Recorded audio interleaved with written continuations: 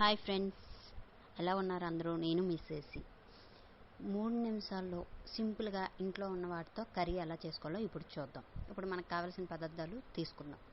చూడండి, జీలకర్ర, పచ్చిమిర్చి, ఆనియన్స్, అల్లం వెల్లుల్లికి అండ్ టమాటో అన్నీ కట్ చేసి రెడీగా పెట్టుకున్నాను. చూసారు కదా, చిన్న చిన్న ముక్కలుగా అల్లం వెల్లుల్లి చేసుకున్నాను, పచ్చిమిర్చి అన్నీ రెడీగా పెట్టుకున్నాను.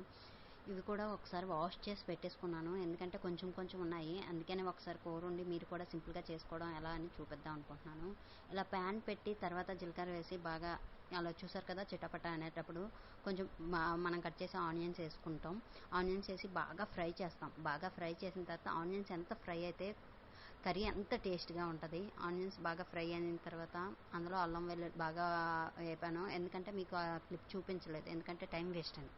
అల్లం వెల్లుల్లి పేస్ట్ వేస్తాను. అల్లం వెల్లుల్లి పేస్ట్ వేసి బాగా ఫ్రై చేద్దాం.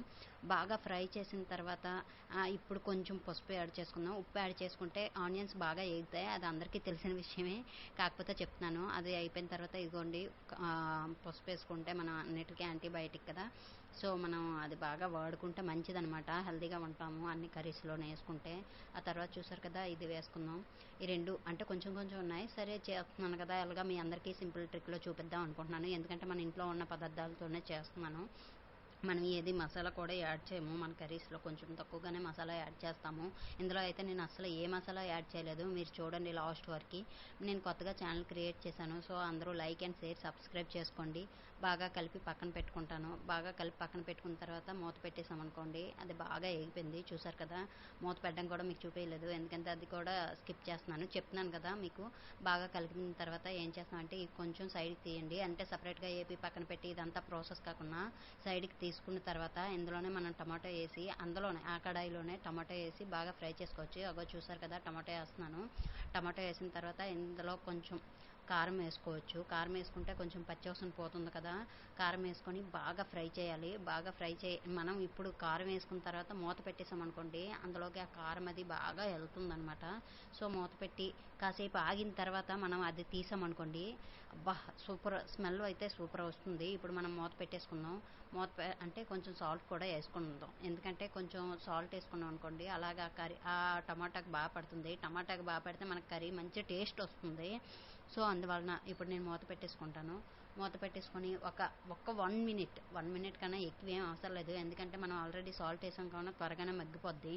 అందువలన 1 మినిట్ ఉంచుకున్నాం అనుకోండి. చూసారా 1 మినిట్కి ఎలా అయిపోయిందో. 1 మినిట్ అయిపోయిన తర్వాత ఇదంతా బాగా కలిపేసుకుందాం రెండును, ఎందుకంటే ఇది ఎగిపోయింది అది ఎగిపోయింది కావున ఇలా కొంచెం నీట్గా స్మాష్ చేసుకున్నాం అనుకోండి, కూర మంచి టేస్ట్ వస్తుంది. చూసారా, రెండు బాగా కలిపేసాము. రెండు బాగా కలిపేసిన తర్వాత వాటర్ వేసుకుందాం.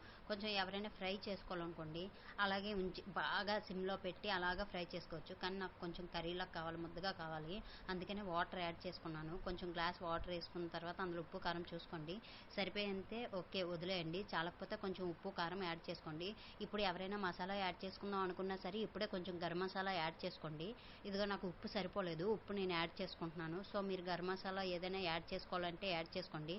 బాగా కలుపుకొని మూత పెట్టేసుకోండి. మళ్ళీ చూసారా నాకు ఎలా తయారైందో, సూపర్గా వచ్చింది కదా, నాకైతే కరెక్ట్గా పర్ఫెక్ట్గా వచ్చింది. నేను మసాలా కారం అన్నీ తగ్గించేసుకున్నాను కావున కొంచెం వైట్గా కనిపిస్తుంది. మీరు రెడ్ చిల్లీ పౌడర్ అది కొంచెం బాగా వేసుకుంటే కనిపిస్తుంది. Okay, thank you. Please like, share, subscribe.